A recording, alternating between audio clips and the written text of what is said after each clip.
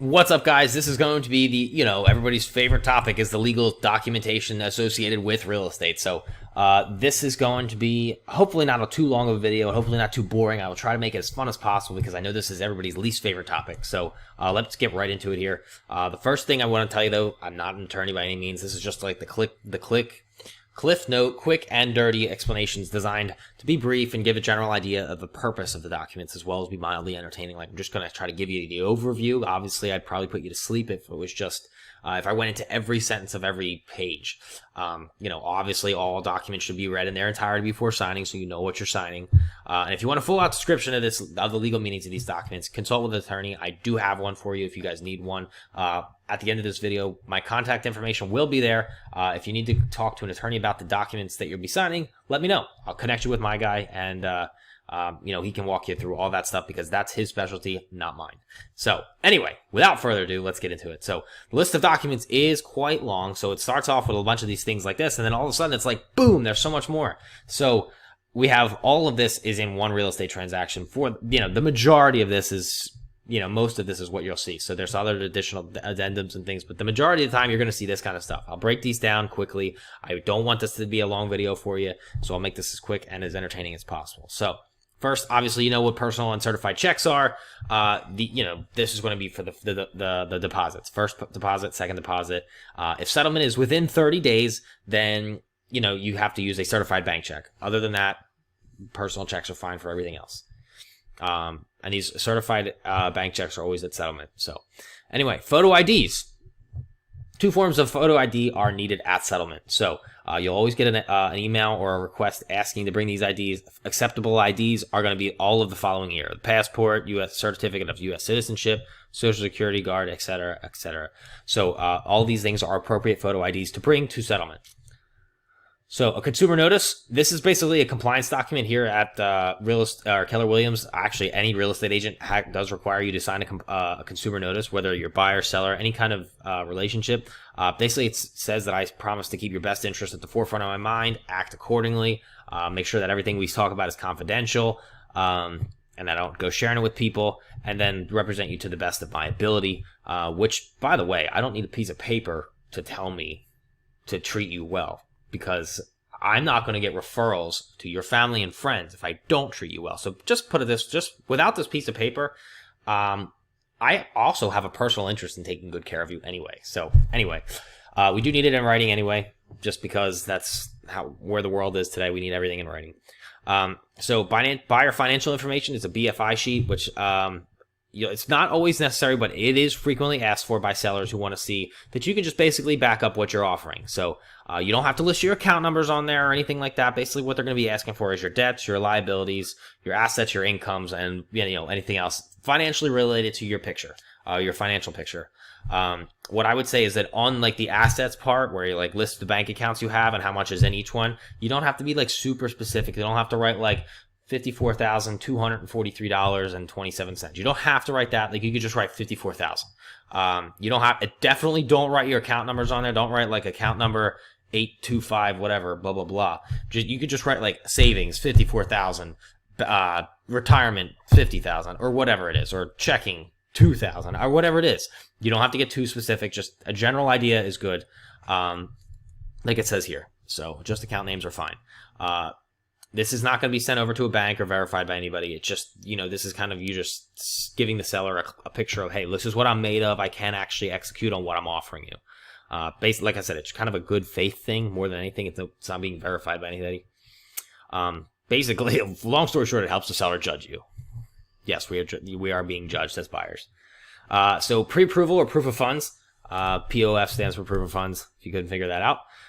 Pre-approval. This is basically where the bank takes a look at you financially, and they verify your financial picture, and then they decide whether they are willing to give you a loan based on the financial picture you have. Lower debt tends to get you more pre-approval amount. Lower debt and higher income keeps your credit and having good credit. You get lower interest rates, you get higher pre-approval amounts. So that's how you do well there. Proof of funds are people who don't need a mortgage. You just want to buy a house cash. That's fine. You just better show up with a bank account or you better show your realtor, your buyer agent, or that you do have a bank account that says you can execute on a purchase. So if you're going to buy a house for $200,000, you better show a bank account for $200,000 and more than 200,000 to prove that.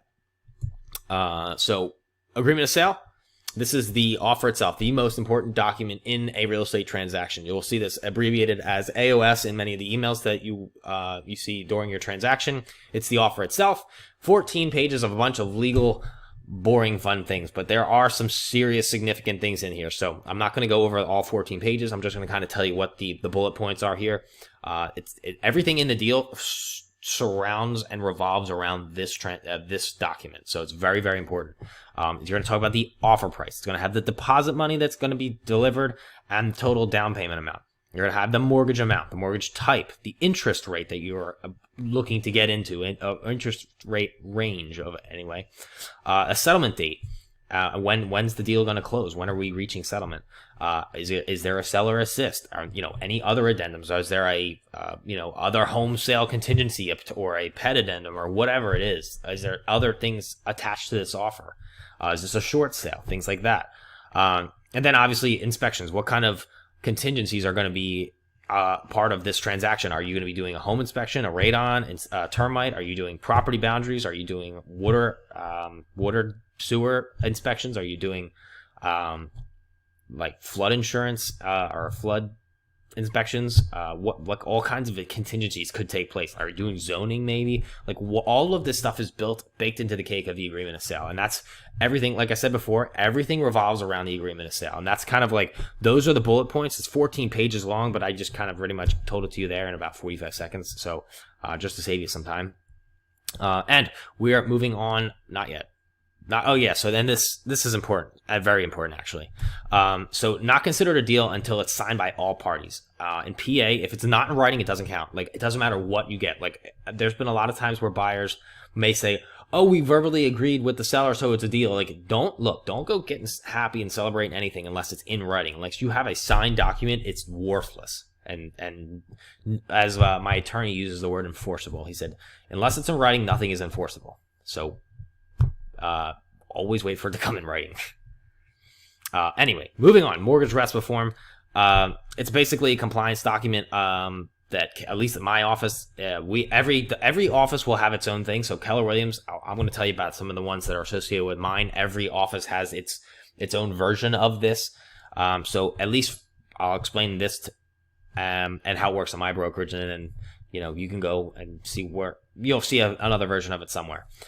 Discloses that my brokerage, which is KW Philly, has a business relationship with an in-house mortgage company. That's all. That's really all it says. We have a business relationship with them.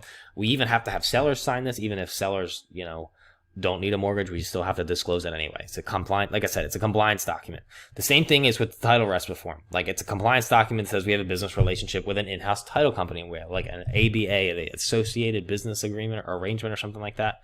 Again, not the attorney, so I don't really know what all the abbreviations mean, but that is what we're just basically telling you we have a relationship with a mortgage company and we have a relationship with a title company, and we're just disclosing that to you, the consumer, that's going on.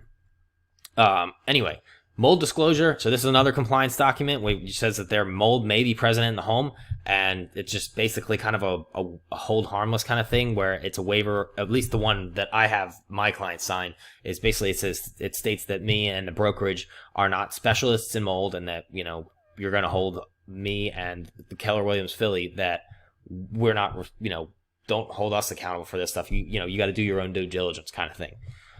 Which obviously, if there's some serious mold in the house, then you'll see it. And if you want to have a mold inspection done, you have every right to do that. But from my experience, you'll discover or smell mold. You'll either see it or smell it in the home prior to, having to get a full out inspection. So you'll know if it's there or not most of the time. Lead paint disclosure and brochure, another client or a compliance document. So here's the thing. This is basically just the seller disclosing whether they have records or any kind of reports that show that there's lead paint in the home. If it was built after 1978, you'll never see this document, because in 1978 is when lead-based paint was outlawed. So no home built after 1978 has lead-based paint in it. So you don't have to worry about that. If you're buying new construction today in 2020, you're good. You won't see this document. Prior to that, if you're buying a 100-year-old home or something, You will see this document. As far as I know, in my experience, I have never had somebody ever claim to have records of this, because I mean, this is just my opinion on this point, is I think it's probably because at this point there's so many layers of paint, and it's been so long. It's been like 40 years since anybody's seen lead paint, so it's probably buried under like 20 layers of paint. Who knows? You know, I've never seen it come up, but you know, it is a disclosure that has to come up, and it is a serious issue of people with lead-based paint. It is a serious thing, so it can't be overlooked. Seller disclosure. This is where the seller just pretty much tells you everything they know about their home, whether all of the additions they made, all of the problems there are, any repair history they might have had. Then we have to bring a copy to the home. And, oh, this is the cool thing. So you could bring a copy of this to the home inspection to let your home inspector look at it and be like, you know, while he's inspecting the home and he might be looking at something, oh, he's like, oh, this is messed up. And then you might look in the seller disclosure for maybe they might have an explanation there as to why the kitchen sink is leaking. It's like, oh, well, it looks like in the seller disclosure, they disclosed that it has been leaking and it can't seem to have it fixed, blah, blah, blah, whatever. You know, who knows? I'm just giving you an example. Change in terms addendum. This is something that you'll see basically as is exactly what it says it is. It's a change in terms to the agreement of sale, which is the offer. So the main offer, if something ever changes, like the purchase price, the mortgage contingency date, the settlement date, the down payment amount, anything changes, you have to sign a change in terms addendum to make it real. Like we said earlier, if it's not in writing, it's not enforceable. So, like I said, these are some of the things that will consist, some of the things that will bring about the change in terms addendum: repairs, seller assist, purchase price, settlement date, mortgage terms, things like that. And then any of the terms in the change in terms addendum does supersede the agreement of sale, and it does say that on the change in terms addendum. Buyer's reply to inspection. So this is basically your formal reply to the seller about the inspection. So like, it's pretty straightforward. Buyer's reply to inspection is your reply about the inspection. Very, you know, real super creative names here, obviously. But this usually is due within 10 days of you signing your offer with the seller. So after your due diligence period, this is your reply to your due diligence period. What else we got? 10-day period, did say that. So next, we have the deposit money notice.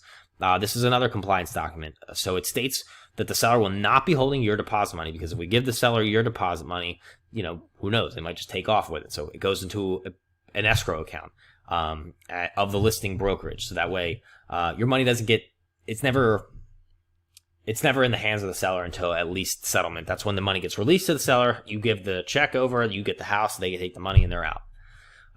So that's how that works. Buyer's estimated closing costs, another compliance document. So it basically just kind of gives you the best estimate that I can give you as far as total cash outlay required to buy the specific home that you're actually trying to buy.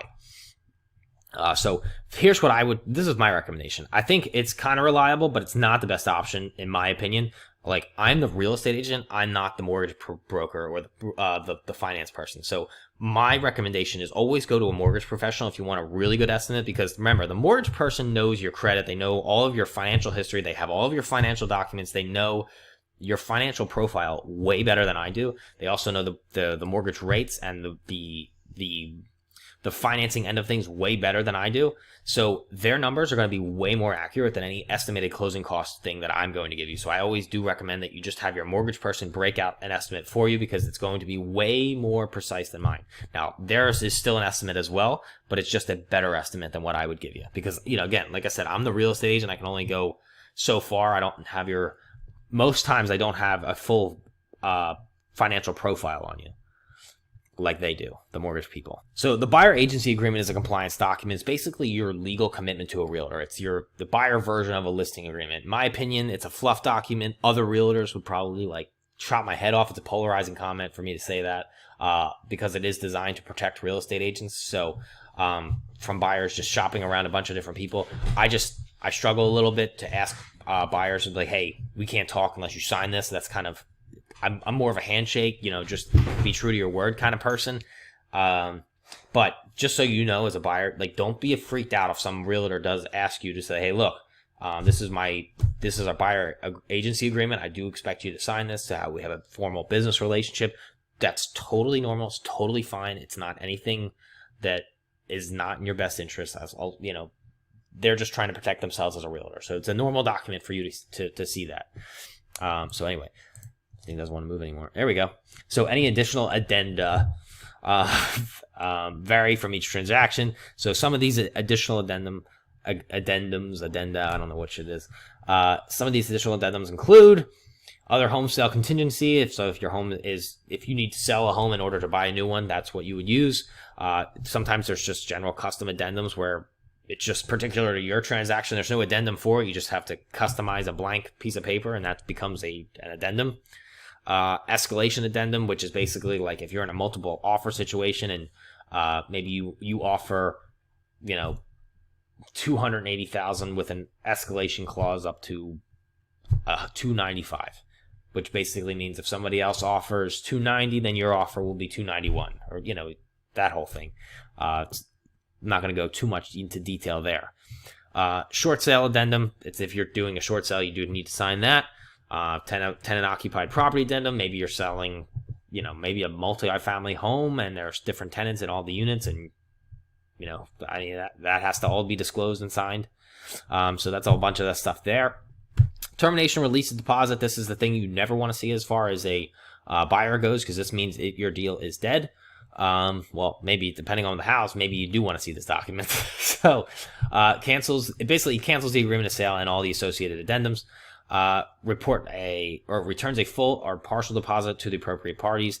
It, depending on how or what the reason for the termination is, most of the time, in my experience, the buyer just gets all of their deposit money back. However, there have been times where buyers do not perform in the way they're supposed to, and they don't get all of their deposit money back. So it is all dependent upon how they honored their part of the agreement or didn't honor it. So this is, long story short, this is your back out of the deal document. That's really what this is. So I think that pretty much wraps this up. This video. So try to make it as short as possible. Try to give you in less than 20 minutes an explanation for how all of the paperwork works. If you need to contact me or Mike from Guaranteed Rate for any reason, just let us know. Here's all our contact information, and I will see you guys in the next video.